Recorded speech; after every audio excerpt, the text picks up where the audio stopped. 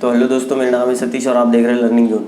तो आज हम देखेंगे कि टैली प्राइम से आप डेटा को कैसे एक्सपोर्ट करेंगे। जो एक्सेल फॉर्मेट में होता है, पीडीएफ में होता है, आपको जिस भी फॉर्मेट में एक्सपोर्ट करना है उसको आपको टैली प्राइम से कैसे एक्सपोर्ट करना है ये मैं इस वीडियो में बताऊँगा। पहले टैली ERP9 में जो कि ऑप्शंस थे एक्सपोर्ट करने के वो अभी चेंज हो गया है, तो वो क्या चेंजेस है वो मैं आपको बताऊँगा। तो मतलब मैं आपको एक्सपोर्ट ही करके बताऊंगा कि आपको कैसे एक्सपोर्ट करना है। तो उसके लिए क्या सेटिंग है मैं आपको बताऊंगा, क्योंकि हमें कभी कभी ज़रूरत पड़ती है, डेटा को एक्सपोर्ट करना पड़ता है कुछ वर्किंग्स करने के लिए। तो एक्सेल में भी कर सकते हैं, हम पीडीएफ में कर सकते हैं।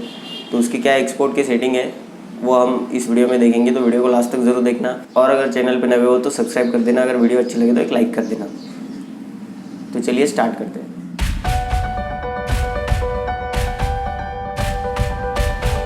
तो सबसे पहले टैली को ओपन करेंगे, उसके बाद में एक डेटा को हम यहाँ पे ले लेते हैं कोई भी। तो ये अदर सेल्स में इसको ले लेता हूँ। अभी आपको जो फॉर्मेट मैं आपको बताऊंगा एक्सपोर्ट करके, वो एक्सेल फॉर्मेट होगा। तो मैं आपको यहाँ पे एक एग्जांपल के लिए सेल्स को एक्सपोर्ट करके बताता हूँ। जो सेल्स की रिपोर्ट होती है उसको आपको जो चाहे आप फॉर्मेट उससे वहाँ से सेलेक्ट कर सकते हो। तो गेटवे ऑफ टैली से आप अगर सेल्स एक्सपोर्ट करना चाहते हो तो आपको जाना होगा डिस्प्ले में। यहाँ से आप जाएंगे अकाउंट्स बुक में, और यहाँ से फिर आपको ऑप्शंस मिलेंगे। यहाँ पे sales register, POS register, purchase register, आपको जो भी एक्सपोर्ट करना है आप कर सकते हो। तो मैं आपको सेल्स रजिस्टर एक्सपोर्ट करके बताऊंगा, और इसका शॉर्टकट है गेटवे ऑफ टैली से DAS। तो अभी आप सेल्स में आ गए, तो कोई भी एक मंथ का मैं एक्सपोर्ट करके आपको बता देता हूँ। तो जैसे आप एंटर करेंगे, अंदर आएंगे, आपकी लिस्ट मिल जाएगी पूरे मंथ की, कौन सी एंट्रीज आपने की है। तो यहाँ से आपको राइट साइड में एक ऑप्शन मिलेगा एक्सपोर्ट का, इस पर आप क्लिक करेंगे, या फिर इसका शॉर्टकट है अल्टी प्रेस करेंगे तो आपके पास में स्क्रीन खुल जाएगी। यहाँ से आप देख सकते हैं ये करंट रिपोर्ट जो दिखा रहा है आपको यहाँ से, इसके लिए आप फिर से Ctrl+E प्रेस कर सकते हैं, या फिर इस पर क्लिक करेंगे तो आपके पास में दूसरी एक स्क्रीन आ जाएगी। यहाँ से आपको कॉन्फ़िगरेशन करना है, आपको जो भी एक्सपोर्ट करना है तो कैसे करना है उसका आपको यहाँ से कॉन्फ़िगरेशन करना होगा। अभी के लिए जो ये दिखा रहा है लेटेस्ट में आपने जो सेटिंग की होगी वो यहाँ पर दिखा देगा। आप देख सकते हो फाइल फॉर्मेट मेरा एक्सेल सेलेक्टेड है। एक्सपोर्ट टू मतलब जो लोकल ड्राइव है यहाँ पे एक्सपोर्ट हो जाएगा। फोल्डर पाथ होगा D का, और फाइल नेम होगा dbook। तो इसको चेंज करना है तो आप सिंपल से कीबोर्ड से C प्रेस करेंगे, या फिर ये कॉन्फ़िगरेशन का जो ऑप्शन आपको यहाँ पे दिख रहा है इस पर आप क्लिक करेंगे। इतना होने के बाद में आप देख सकते हो ऊपर आपको शो मोर का ऑप्शन यहाँ पे मिल रहा है।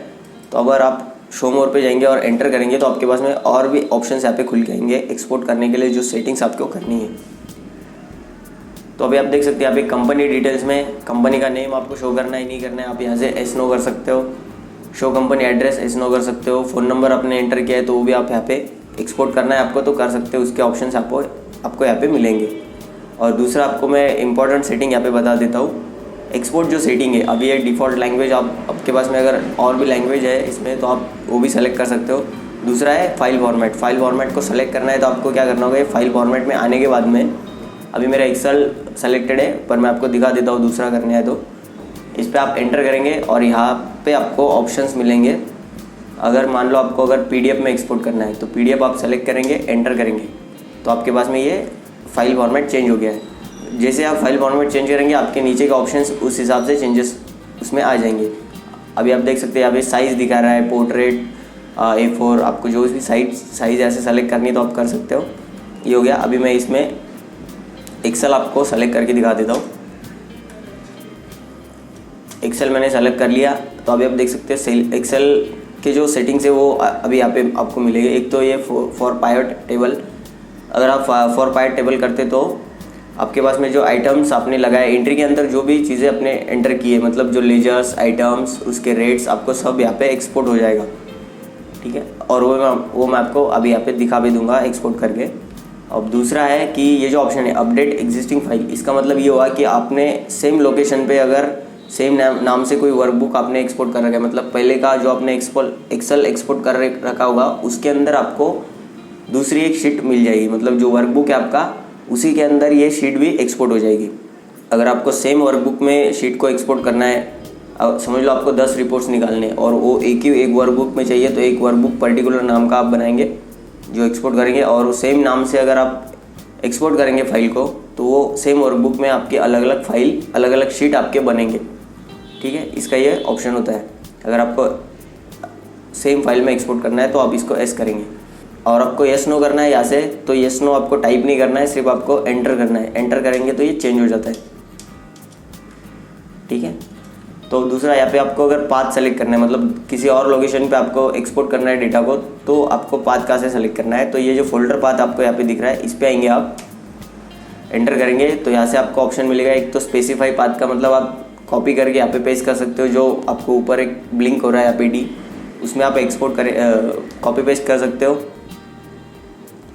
या फिर आपको यहाँ से ऑप्शन मिलेगा सेलेक्ट फ्रॉम ड्राइव, इसको आप एंटर करेंगे तो आपके पास में जितने आपके ड्राइव है वो खुल जाएंगे। आप यहाँ से सिंपल एंटर करके सेलेक्ट कर सकते हो। तो मैं यहाँ पे डेस्कटॉप सेलेक्ट कर लेता हूँ। डेस्कटॉप सेलेक्ट हो गया, अभी तक ये सेलेक्ट नहीं हुआ है। आपको फिर से एक बार एंटर करने के बाद आपको यहाँ पे जो ये पाथ दिखा रहा है, इसको फिर से एक बार एंटर करना होगा तो फिर ये सेलेक्ट हो जाएगा। अभी आप देख सकते हो ये सेलेक्ट हो गया है। C users branded oblique desktop, मतलब ये डेस्कटॉप पे ये फाइल एक्सपोर्ट हो जाएगी जिसका नाम होगा डे बुक का। अब ये सेटिंग्स होने के बाद में आपको एंटर नहीं करना है। पहले के टैली में जो था टैली RP9 के, उसमें क्या था कि कोई भी आप स्क्रीन पर आते थे तो आपको सेटिंग्स यहाँ पे एनेबल करने के बाद कंट्रोल ए से आप उसको सेव कर सकते थे, या फिर एंटर करके आपको सेव करना होता था। यहाँ से आपको सेटिंग्स को सेव करने के लिए एंटर नहीं करना है, आपको स्किप करना है। अब ये सेटिंग्स हो गई, इसके बाद में स्किप प्रेस करेंगे, फिर से स्किप प्रेस करेंगे तो ये सेटिंग आपकी हो गई यहाँ पे। अभी आप देख सकते हो पहले का ये जो पाथ दिखा रहा था डी दिखा रहा था, और स्प्रेडशीट हमने यहाँ पे सेलेक्ट करी है, और उसके बाद में जो पाथ है हमने चेंज किया है, डेस्कटॉप किया है। बस इतना होने के बाद में आपको सिंपल यहाँ से ई प्रेस करना है, या फिर इस पर आप क्लिक करेंगे जो सेंड का ऑप्शन आपको मिल रहा है। तो अभी आप देख सकते हो ये जो एक्सेल का रजिस्टर है मेरा वो एक्सपोर्ट हो रहा है। तो अभी आप देख सकते हो ये मैंने फॉर पायर्ड एक्सपोर्ट किया है। तो कुछ इस तरह से आपको यहाँ पे मिलेगा वाउचर्स नंबर, रेफरेंस, डेट, आपने जो भी ऑप्शन सेलेक्ट करे होंगे वो आपको यहाँ पे सब मिल जाएंगे। आपका कौन सा आइटम था, उसका क्या HSN था, उसका कितना रेट था, गोडाउन लोकेशन जो है, आइटम ब्रांच, क्वांटिटी, इस तरह से आपको ये ऑप्शंस मिलते हैं। और दूसरा ये कि अगर आपको फॉर पायर्ड एक्सपोर्ट नहीं करना है तो भी आपको सिर्फ फॉर पायर्ड का जो ऑप्शन है उसको नो करना है। तो आज के वीडियो में हमने देखा कि टैली प्राइम के अंदर आप कैसे डेटा को एक्सपोर्ट करेंगे। टैली RP9 में जो था कि अलग से सेटिंग थी, उसके लिए कंट्रोल ई का ऑप्शन आता था, इसमें अल्टी का ऑप्शन है और इसी में आप एक्सपोर्ट कर सकते हो। तो अगर आपको ये वीडियो अच्छा लगा हो तो लाइक कर देना, और चैनल पर नए हो तो सब्सक्राइब कर देना।